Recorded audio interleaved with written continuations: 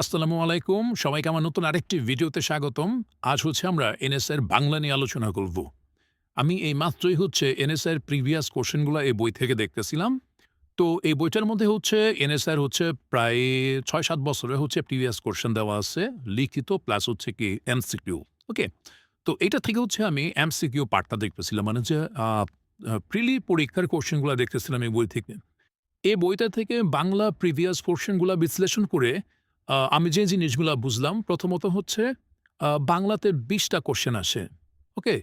২ টা টপিক থেকে বাংলাতে ২০ টা কোয়েশ্চেন আসে। ২ টা টপিক থেকে বাংলা ব্যাকরণ এবং বাংলা সাহিত্য। আ বাংলা ব্যাকরণ থেকে ২০ টা কোয়েশ্চেনের মধ্যে আ ১২ থেকে ১৬ টা কোয়েশ্চেনের মতো বাংলা ব্যাকরণ থেকে আসে।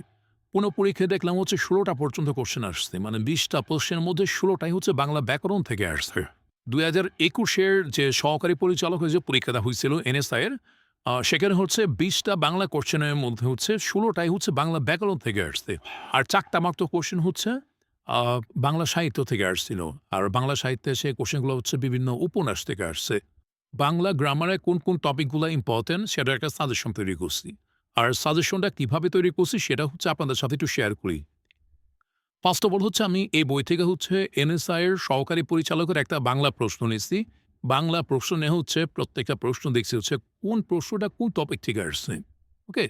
তো আমি একটু আগে যেটা বললাম যে সহকারী পরিচালক ২০২১ এর যে নিয়োগ পরীক্ষাটা হয়েছিল, সেই প্রশ্নের মধ্যে ২০ টা কোয়েশ্চেনের মধ্যে ১৬ টা কোয়েশ্চেন ব্যাকরণ থেকে আসছে। বাংলা ব্যাকরণ থেকে।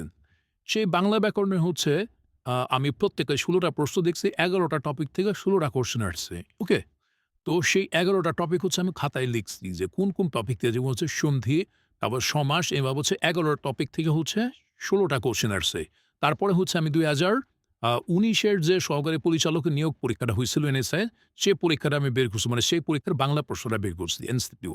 তো সেখানে আমি মিলাই দেখলাম মানে এই ১১ টা টপিক থেকে সেখানে মানে কোয়েশ্চেনগুলো আসছে। বাইরে থেকে কিছু আসে নাই।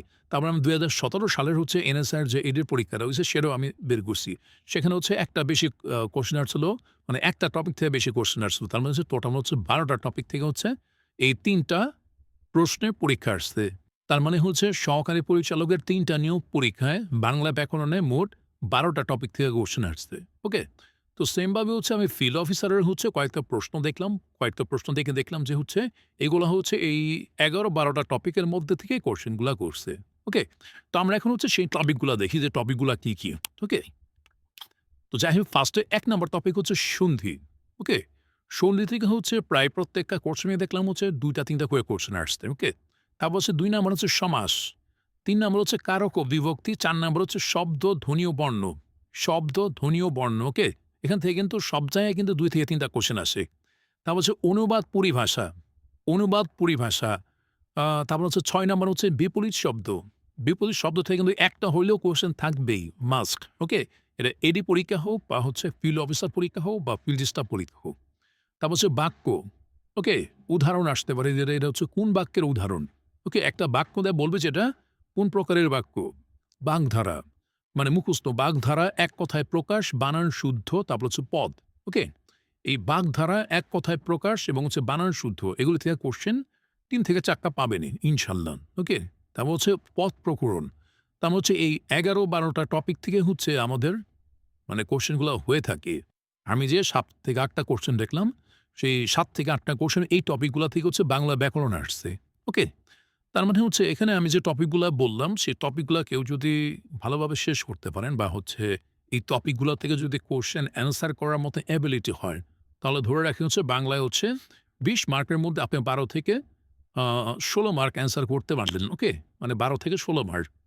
আর বাংলা সাহিত্যে যদি কিছু মানে জ্ঞান থাকে, বিসিএস এর জন্য যদি প্রিপারেশন নেন বা পিএসসি নির্ধারিত আমাদের যে ১১ জন রাইটার আছে, সেই ১১ জন রাইটার সম্পর্কে যদি ভালো আইডিয়া থাকে, তাহলে বাংলা সাহিত্য থেকে আমরা অ্যান্সার করতে পারব। ওকে?